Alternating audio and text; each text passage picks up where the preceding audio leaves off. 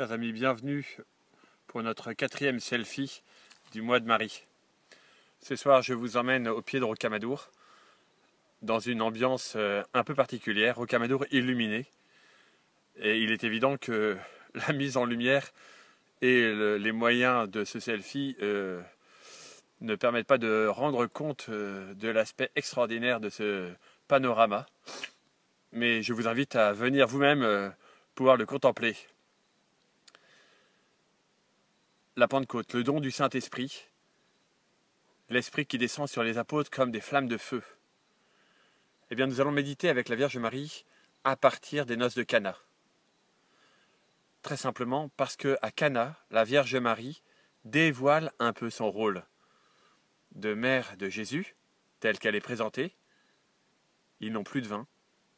Femme, que me veux-tu, mon heure n'est pas encore venue. Mais aussi de mère de l'Église. Et Marie dit au serviteur, faites tout ce qu'il vous dira. Cette parole, faites tout ce qu'il vous dira, est déterminante pour comprendre le rôle de Marie dans notre vie spirituelle. En effet, d'abord, la Vierge Marie parle à l'impératif.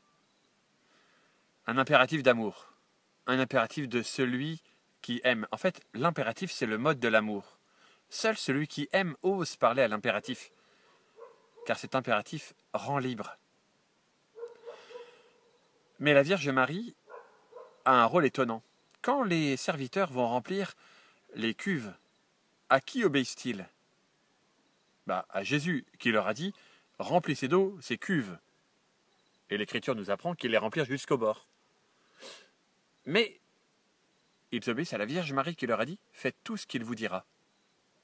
Étonnamment, c'est comme si la Vierge Marie introduisait la parole de Jésus, en nous disant « Mon enfant, tu peux croire ce que te dit mon fils. Fais tout ce qu'il te dit. » Ainsi, la Vierge Marie ne rajoute rien à la parole du Christ. Mais étonnamment, elle nous permet d'y correspondre, d'y obéir, de la mettre en œuvre dans notre vie. Un peu comme la maman qui dit à son fils, tu as entendu ce qu'a dit papa ? Fais ce qu'il t'a dit. Étonnamment, l'enfant a bien entendu ce qu'a dit son père. Mais la maman est là pour déclencher en lui cet élan d'obéissance. Eh bien, je crois que la Vierge Marie, dans notre vie spirituelle, nous permet, comme elle l'a fait pour les serviteurs, d'accueillir dans la confiance et de déclencher en nous ce qui va nous permettre d'obéir à la parole de Dieu. Je vous ai dit, le don de la Pentecôte, le don du Saint-Esprit comme des flammes de feu, cette fête de Pentecôte, chez les Juifs, célébrait au temps du Christ et encore aujourd'hui, le don de la parole de Dieu à Moïse sur le mont du Sinaï. Moïse reçut le jour de la Pentecôte le don de la loi. Cette parole de Dieu qui se donne dans l'Écriture et dans la tradition qu'il apporte. Cette parole qui se donne comme un feu qui ne consume pas le buisson. Quand les apôtres sont réunis au Cénacle avec la Vierge Marie, ils implorent le don du Saint-Esprit qui descend sous des flammes de feu.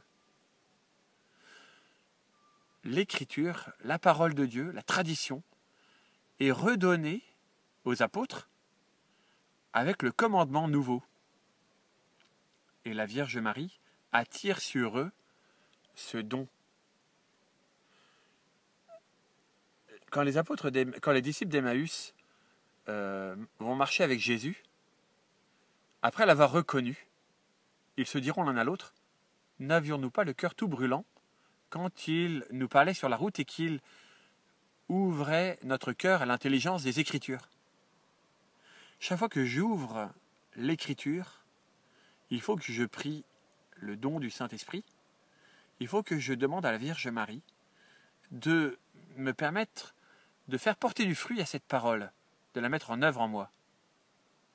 Ainsi, de manière très concrète, la Pentecôte, qui va nous être donnée comme un cadeau par le Seigneur cette année, cette Pentecôte, vivons-la avec la Vierge Marie. Vivons-la tous les jours de notre vie en méditant l'Écriture. Je n'ai pas pu vous souhaiter une très bonne semaine car Rocamadour venait de s'éteindre.